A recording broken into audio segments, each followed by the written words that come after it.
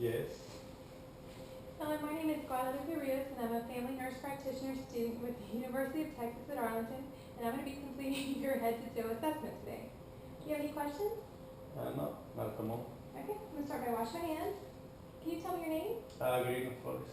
and your date of birth? March 27, 1993. And can you tell me where you are today? Feeling Okay, and can you describe your mood for me? happy, excited. Okay. Patient is alert and oriented ×3 to person, place, and time. Patient is dressed appropriately to time and situation. Patient answers questions appropriately to time and situation as well. Patient describes his mood as happy, which is congruent with his affect.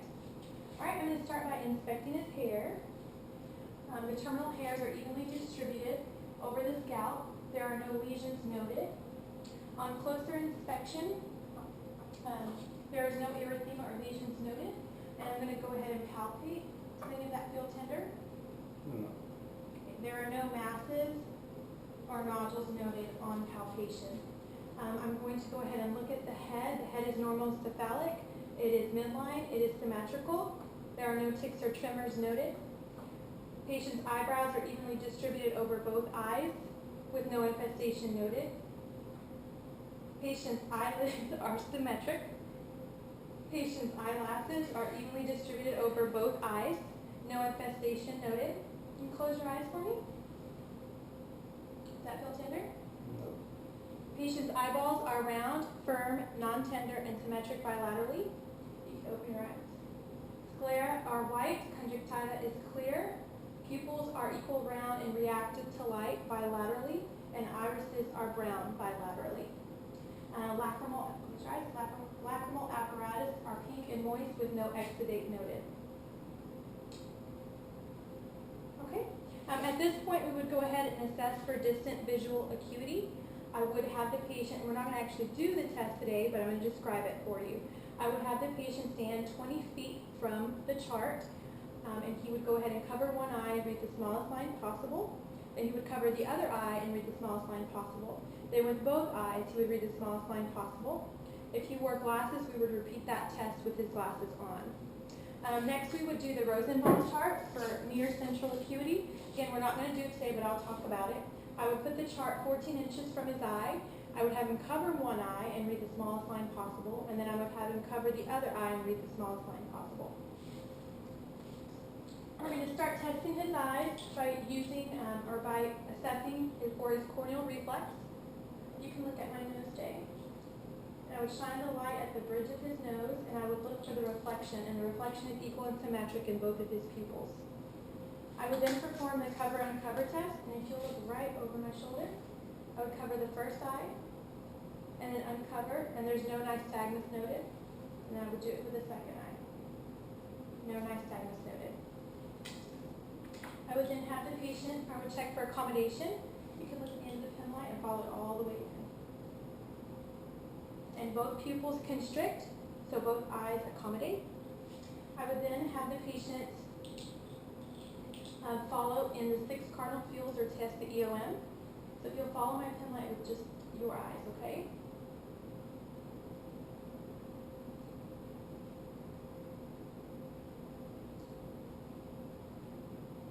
Very good. And the patient was able to follow in all 6 cardinal fields. I would then test for direct and consensual constriction, and I would do this by shining the light in the patient's right eye, and I would see direct constriction, and I would also see consensual constriction, and I would come over to the left side, and I would see direct and consensual constriction of the right eye. At this point, I would go ahead and look in the patient's eyes.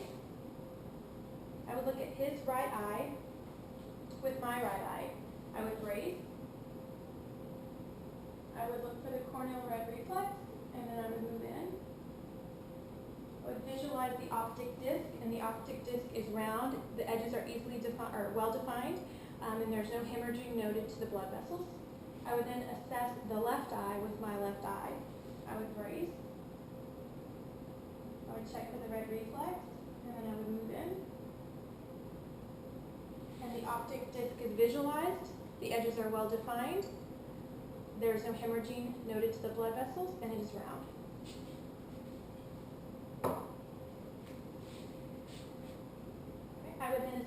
patient's ears. On inspection, ears are symmetrical bilaterally. They are in line with the outer canvas of the eye. Looking closely, there are no piercings noted bilaterally. Go ahead and feel his ears. Is any of that tender? No. And I would assess the pinna, the lobe, and the mastoid process, and there are no nodules or masses noted to all three of those. I would then go ahead and look in the patient's ears, and I would begin with his right ear. And I would make sure to pull the pinna up and back and making sure to brace. The ear canal is visualized. There is no erythema. Drainage, foreign bodies noted. The tympanic membrane is intact. It is pearly gray in color, and the cone of light is visible at 5 o'clock. All right, then I would assess the right ear, the left ear. I would pull the pinna up and back. The ear canal is visualized. There is no erythema, exudate, or foreign bodies noted. The tympanic membrane is intact, is pearly gray in color, and the cone of light is visible at 7 o'clock. I would then perform the whisper test. So Jay, if you could please cover your left ear. And I'm going to whisper words onto this side, and then if you could tell me what I said, okay?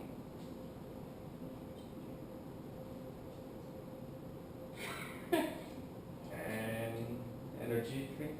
Very good. And then I would come over to this side, you cover that here. Pumpkin.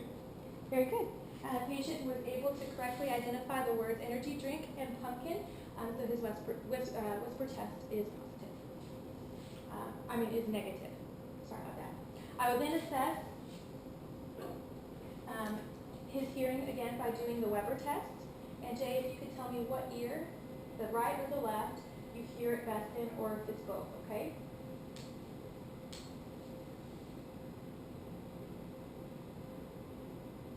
Both equal. Okay. And then I would perform the Ren test on him. And Jay, if you'll tell me when you stop hearing the sound, okay?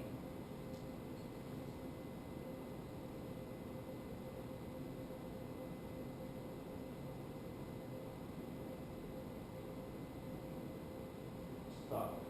Okay. And tell me when you stop hearing it here.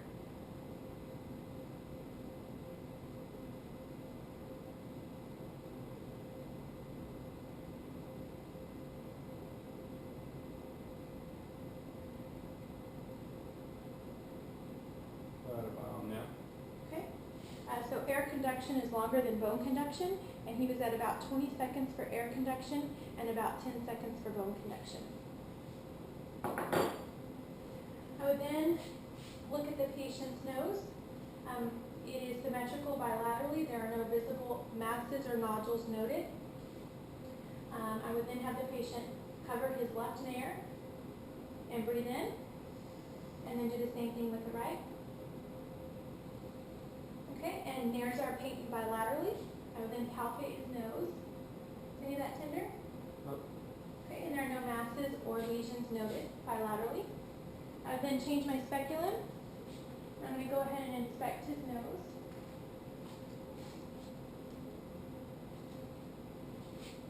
Okay, and I would make sure to breathe.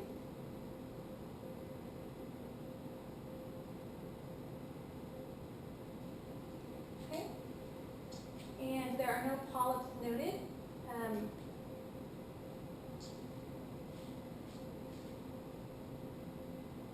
There's no drainage noted as well.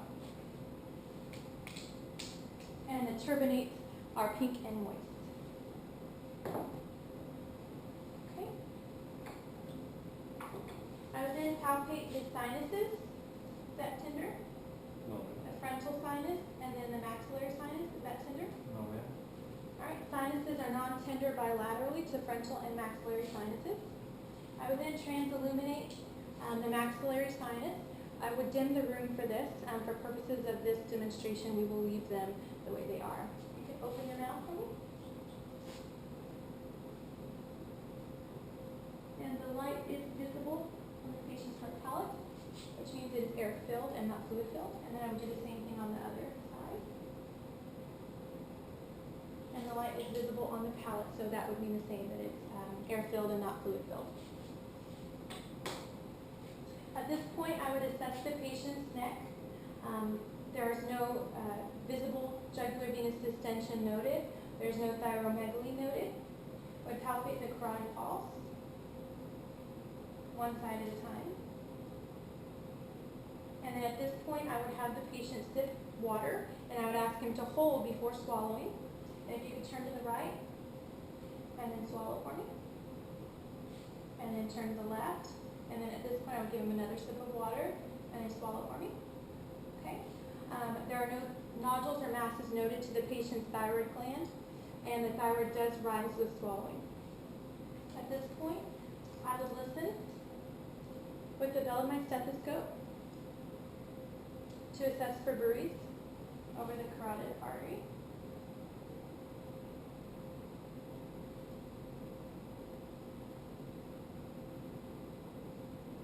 And the thyroid glands.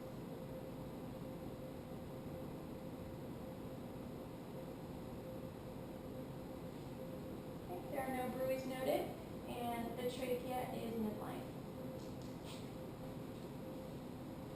Alright, I would also at this point palpate the patient's lymph nodes, and I would begin with the occipital, and the postauricular, and the preauricular, the tonsillar, the submandibular, and the submental.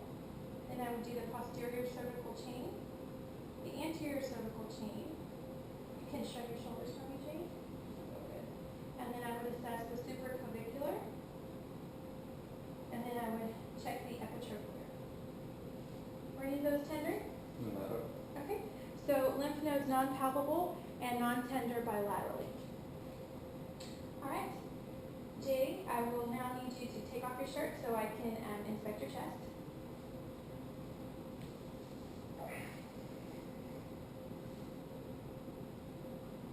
Okay. And on inspection, the patient's chest rises and falls equally and symmetric with each respiration. Respirations are non-labored. I do note a tattoo on his chest and on the lower abdomen here. I would go ahead and at this point count his respirations. Just go ahead and breathe normally, okay?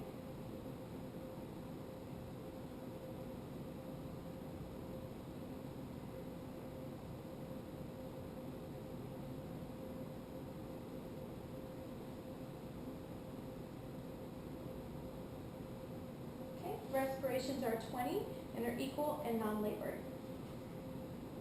Okay. I'm going to go ahead and percuss throughout the lung field. Let's start here.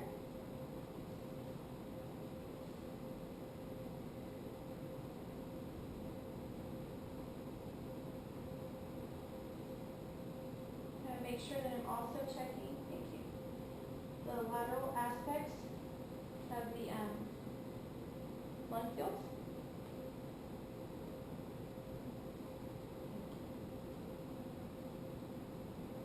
And I would also make note that AP to transverse diameter is 1 to 2, which is what's expected.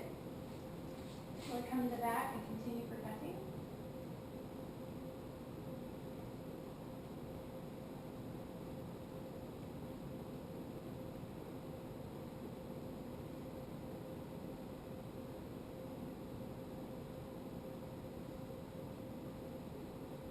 Okay.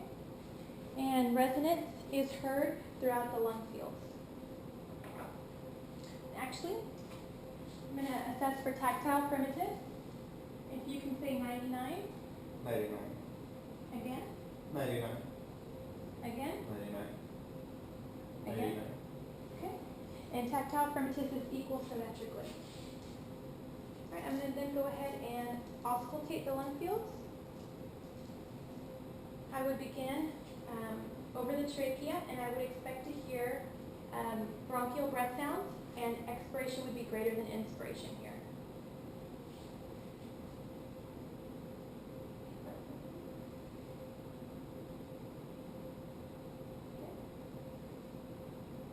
Okay.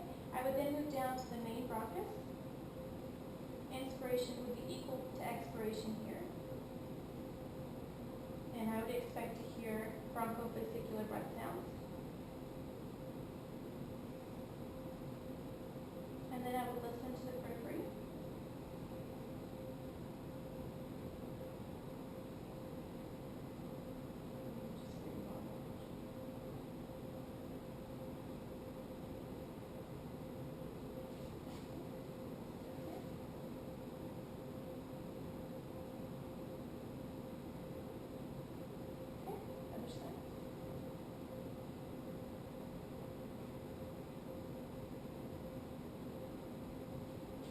Listen to the back.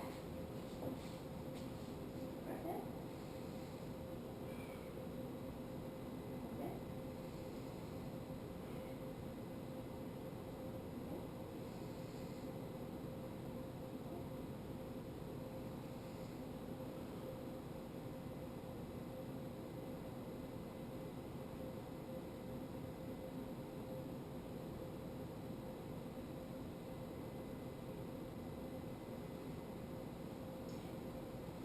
Lung sounds are clear throughout. In the periphery, I would expect to hear vesicular breath sounds with inspiration greater than expiration. Okay. Jay, I'm going to have you go ahead and lay down. Oh, actually, no, I'm not. I'm going to palpate your precordium. Okay. Then I will listen for his heart sounds. And I'm going to listen with the diaphragm of the stethoscope. And I'm going to be listening for high-pitched sounds. I would start at the second intercostal space, the right sternal border for aortic, and S2 would be greater than S1. I would then move to the second intercostal space, left sternal border, pulmonic, and S2 would be greater than S1. I would then move to the third intercostal space, left sternal border, Irv's point. S1 would be equal to S2. I would then move to the fourth intercostal space, tricuspid. S1 would be greater than S2. And then I would move to the fifth intercostal space, mid-clavicular line, also the point of maximum impulse. And S1 would be greater than S2 here. And I would listen for a full minute.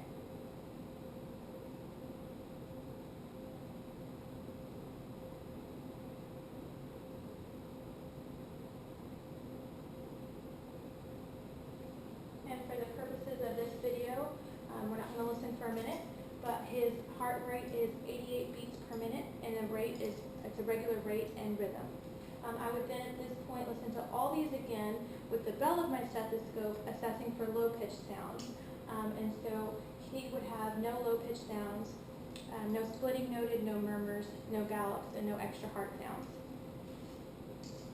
Okay? And now, if you'll go ahead, actually no. I'm going to assess his blood vessels. I would start with the temporal, and I would move to the brachial, and then the radial, and then I would assess his dorsalis pedis pulse, and then the posterior tibialis. And I would take this opportunity to go ahead and assess the extremities, and hair growth is even throughout, and skin is even. There are no lesions noted or wounds noted to the lower extremities. Actually, let me just go ahead and take off his sock. Properly is that.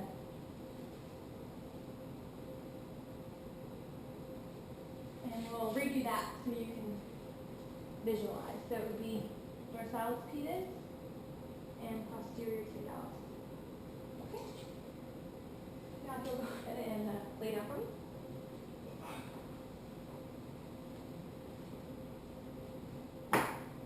And Jay, I'm so sorry, but I forgot to assess your nails. So if you could sit up for me. Okay. I would take a look at your nails. And they are short, they're well groomed, and the nail beds are without lesions. The nail itself is intact with the nail bed. And then I would assess for capillary refill at this point, and it is less than 2 seconds. And then I would assess skin recoil, and it is instant. Okay. Now,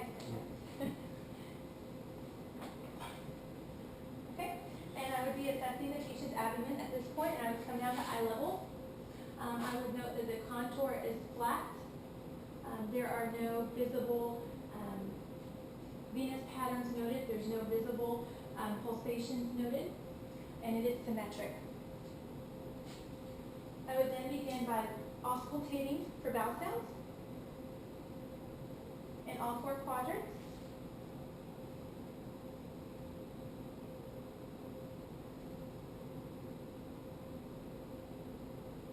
And vowel sounds are present in all 4 quadrants and the epigastric region. They are normal active. And then I would percuss in all 4 quadrants. And I would expect to hear timpani, which I do hear in all 4 quadrants. Then I would assess for the liver span. Okay. And I would start at the umbilicus. And I would mark where timpani becomes dullness. And I would start up here. And I would mark where timpani becomes dullness. And then I would measure. And it's approximately 8 centimeters, which is well within the range of 6 to 12, which is the normal liver stand. At this point, I would go ahead and assess and percuss for splenic dullness. We're not going to do that for purposes of this assessment. However, I will note that the spleen can be located between the 6th and 10th intercostal spaces. I would at this point assess for Murphy sign. I would do this by asking, I would put my thumb underneath the patient's rib cage. It's difficult to assess on him, so I would ask him to breathe in. Okay, and then breathe in again.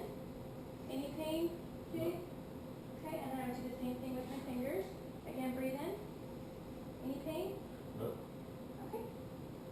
And you can go ahead and sit up for me. Okay. And I would come around and I would assess for CVA tenderness. Is that tender? No. Okay. And then I would have the patient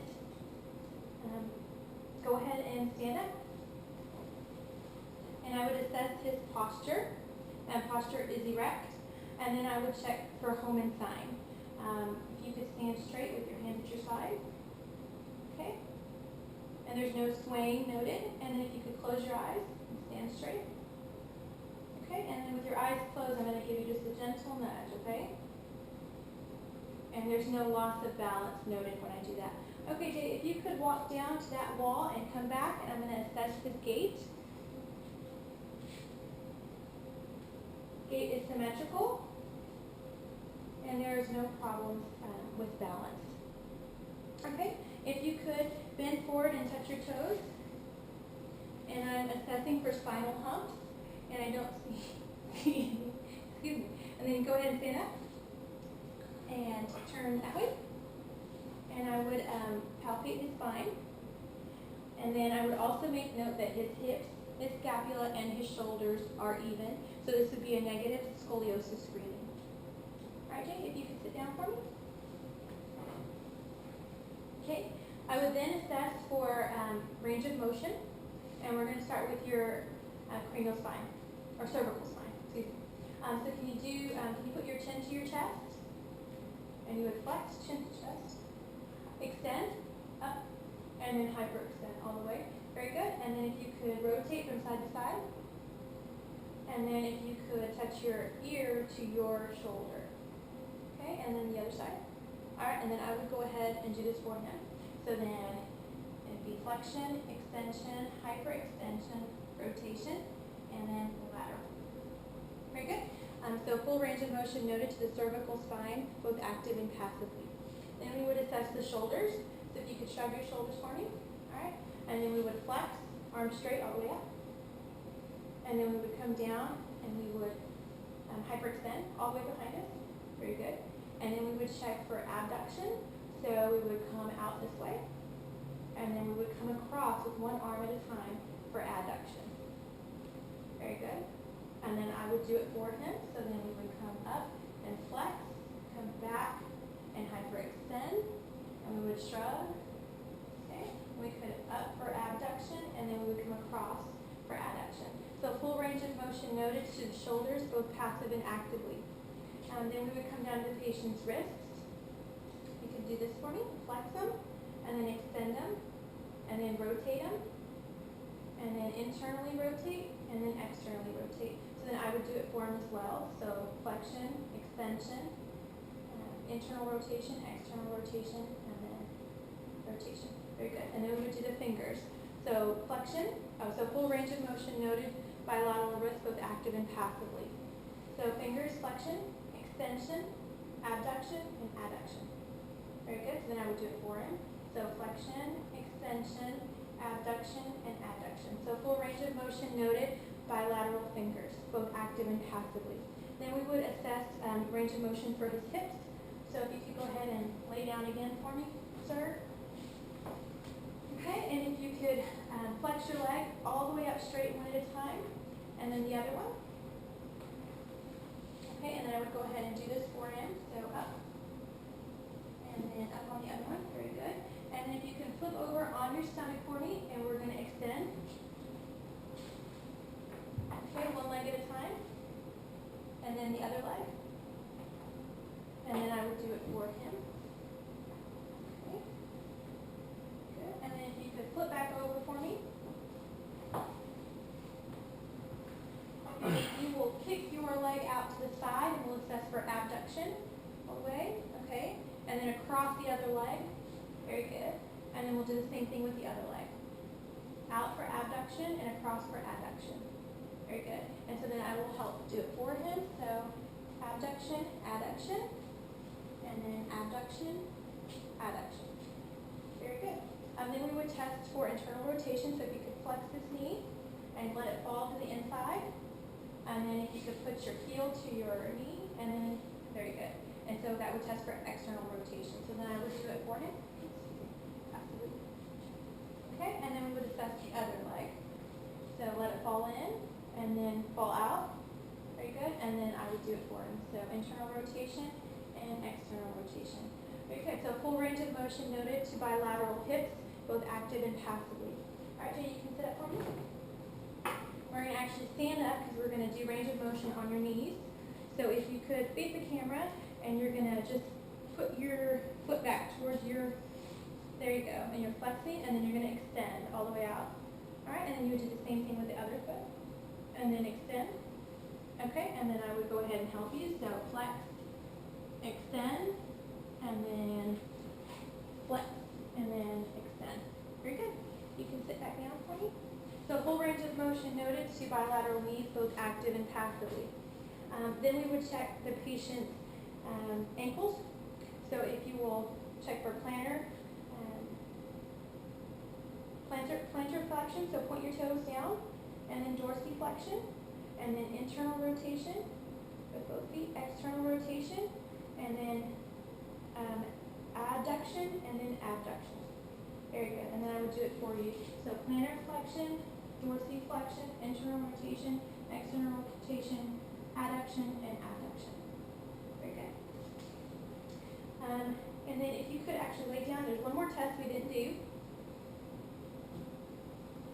We're going to do the anterior drawer test. So you could bend this knee for me. I'm actually going to sit on his foot and pull the tibia toward me. Is there any pain there? Okay. And then I'll do it on the other side. There you go. And then same thing, pull towards me. Any pain? Okay. Okay. And you can sit up for me. I would then assess deep tendon reflexes. And we start with the triceps, so you can hold your, there you go.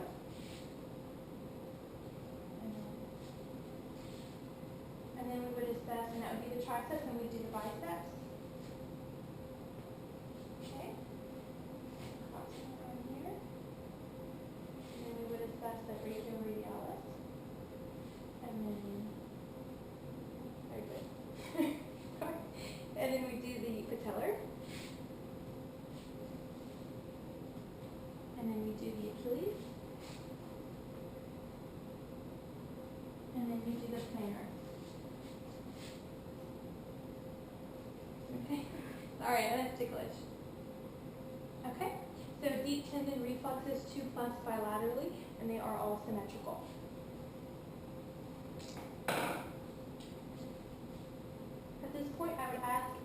test his coordination.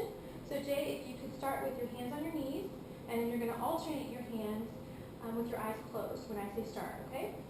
Close your eyes, alternate them, and go faster, and faster. Very good, okay. Patient was able to correctly alternate his hands, displaying coordination at different speeds. Now we're going to do the the finger to nose test, alternating. So arms straight out, and then you're going to touch your nose with one finger at a time. Okay, and then close your eyes. All right, go ahead. Okay, now faster, and faster. Very good. All right, and patient was able to correctly touch his nose with alternating fingers, which shows coordination. All right, Jay. At this point, I would assess the cranial nerves, and I'm just going to go ahead and list them. So cranial nerve 2 is optic, and it's sensory, and we know that it is intact as evidenced by the patient's ability, the patient's ability to test his visual acuity on the Snellen and the Rosenbaum charts with scores of 20/20 on both. Then we would do the trigeminal, which is cranial nerve 5, and it is sensory and motor, and it is intact as evidenced by, actually if we could clench your teeth, and no crepitus noted. And then we would also ask the patient if he was able to distinguish between, hold on real quick. Okay. And then I would orient him to certain sensations. All right, Jay. So this is sharp, this is dull, and this is soft, okay? So close your eyes and you're going to tell me what you feel. Sharp. Dull. Okay. Soft. Sharp. Very good. Dull. One more time. Sharp. Very good. So cranial nerve 5 is intact.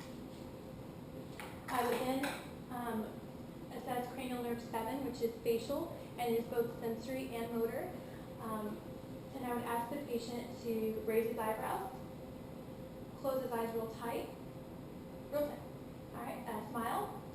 You can open your eyes. Puff your cheeks out, and then puff your cheeks out to a whistle. Very good. So cranial nerve 7 would be intact. I would also ask him if he was able to distinguish between salt and sweet taste. Yes. Okay, so cranial nerve 7 is intact. Cranial nerve 8 is vestibular cochlear or acoustic, and we've established that it is intact by the patient's ability to give me both words on the whisper test. Cranial nerves 9 and 10 are glossopharyngeal and vagus, and they are intact as evidenced by no hoarseness noted, the uvula rising with phonation, and